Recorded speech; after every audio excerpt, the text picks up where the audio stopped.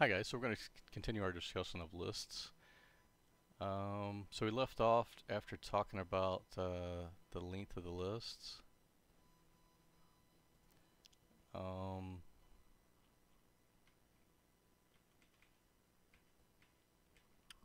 So we're going to continue here. So lists are mutable. So we talked about what mutable meant earlier. Mutable means that the things in the sequence can be changed. So we can actually change the elements in the list. So we can say something like list bracket 1 equals new value. We can change the value of element 1, which is again the second element in the list. Remember, it starts at 0, so 1 would be the second element. We can assign it a new value. If we use an index that is outside of the range, we're going to get an index error exception. Remember we talked about exception handling and how you need to do exception handling in your code. But if you use an invalid index, then you're going to get this index error exception. So concatenating two lists. So concatenating, again, just like with strings, means that we join two things together. So the plus operator can be used to concatenate two lists. So we cannot concatenate lists with another data type, such as a number. So this is for adding two lists together, not for adding an element to the list. Remember, we talked about adding elements to the list way early in the semester when we used the append function. So this concatenate operator, this plus operator, will not let us add things to the end of the list. It will let us add two lists together.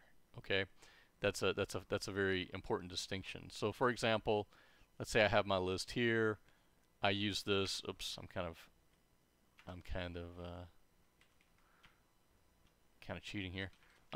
So let's say I have this list here, and I want to add this new element to the list. It's a string. It's a new thing, and let's run this and see what happens. So if you look, you see what happens is, instead of adding the element new thing, it actually treats this string itself as a list, and then it adds, and the characters are the elements of the list for the string. And so what it does is it adds each character as an element in the list, rather than adding what we wanted, which was the new string as an element in the list. So what we can do to fix this, one way to fix this, remember that the things that we add need to be lists. So we can actually make this thing a list, thusly. And now when we do that, we get what we expected. New thing is added to the list, and everything is happy. But this concatenation operator is for adding two lists together, not for adding elements to the end of a list. Okay, it's an important distinction. You're going to have some errors. You're going to get unexpected behavior. If you try to do that with a number, it's just going to crash. Remember, this is for adding two lists together, not for adding things to the list. All right, so we can use list slicing. So a slice is a span of elements that are taken from a sequence. So the syntax for this is something like list bracket start colon end.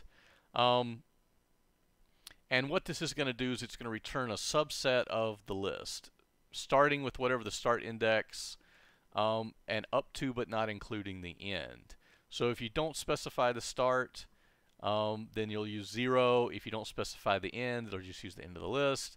You can put a step value in here. You can have negative indexes relative to the list. There's lots of things you can do here. Let's just look at here. Let's look at some examples. So let's say 0 colon 2. So that's going to print elements 0 and element 1, but not element 2, right? Up to but not including. We can just leave this off. If we just leave this off, it's going to print the whole list, 0 to the list length. Let's see, there's 4 things in our list, so we can use 4 here. We can leave this piece off. We can run this. By default, it'll use 0. We can also put a step. Let's say we want to print every other one. We could put a 2 in here. It'll print every other one. So this list slicing is pretty useful. Basically, anything you can do with the range function, you can do, and it'll generate a subset of the elements, depending on what you specify as the indexes. All right. So something else that's really useful to do is to use is the in operator. So you can determine if an item is contained in a list using the in operator.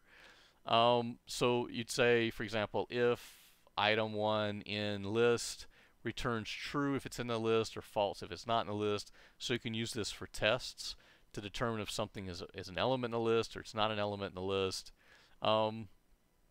You can also use the not in operator to say if it's not in the list, you want to do something. So if item 1 not in the list, maybe add it to the list or whatever you want to do with the list.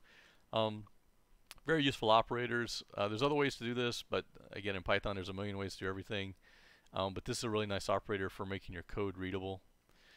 So we've talked about the append operator already. So if you want to add something to in the list, remember you can't use plus. You need to use the append operator. And that will add things to the list.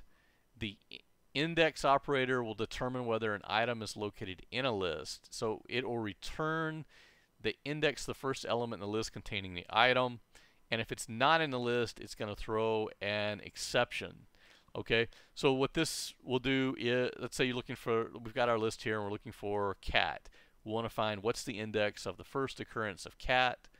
Then what we can do is we can say, you know, list1.index, open parentheses, cat, close parentheses, and that's going to return the index. But if cat is not in the list, we're going to throw an exception. So we can actually deal with this in two ways. One is we can go back, we can use the in operator. If cat in list, then we get the index, right? So we have an if test to see if it's in the list. If it is in the list, then we go and we get the index of it, and we'd have to do two things, right? The other way to do that would just be to look for it and then to catch the exception. So we talked about catching exceptions earlier. You can just look for it in the list, catch the exception if it's not in a list, and then everything is good to go for you. So that's the second way to do with this. Some other really useful built-in functions that we can look at. Insert, we talked about how to put things at the end of the list with append. Insert will let us put something in the list wherever we like.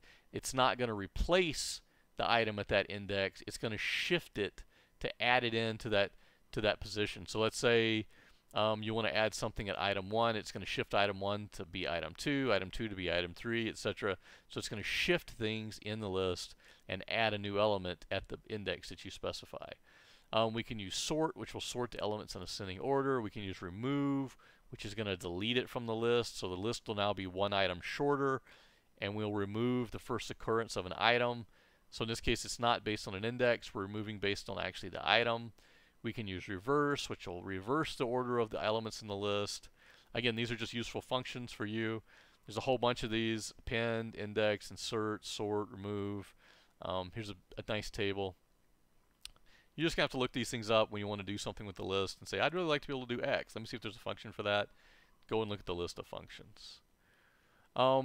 So there is also the del statement. So this will let you remove an element from a specific index in the list. Remember that the remove item, the remove function removed the first occurrence of an item. So it's basically like you're looking for cat. Let's remove the first occurrence of cat from my list, right? But what this is going to do with this del statement is it's actually going to remove that element, whatever that number is. So the list, it's a list index this time. So I can remove the first one, the second one, the third one. And this is going to actually remove the element. We also have the max and min functions. Those return the item that has the lowest or highest value in the sequence. And you pass the sequence as an argument. You can say, you know, max, whatever. Really useful for numbers and things like this. All right, so that's it. So this is mostly, we're mostly talking about built-in functions for lists. I think we've covered them all. The way to work with these things, again, is when you have something that you need to do with a list, go and see if there's a function that does it, just like we did with strings. There's just a big catalog of these things. There's more of them that we haven't talked about. Just go take a look in the manual, see which one, see if there's one that does what you want it to do, and then use it. And you may have to play around with it a little bit to get it to work. Figure out exactly how it works and what it does, but you know, it's like there's a big catalog of these things. You're just gonna have to go and take a look at them. All right, thank you guys. We're gonna finish up lists, I think, in the next recording. So have a good afternoon.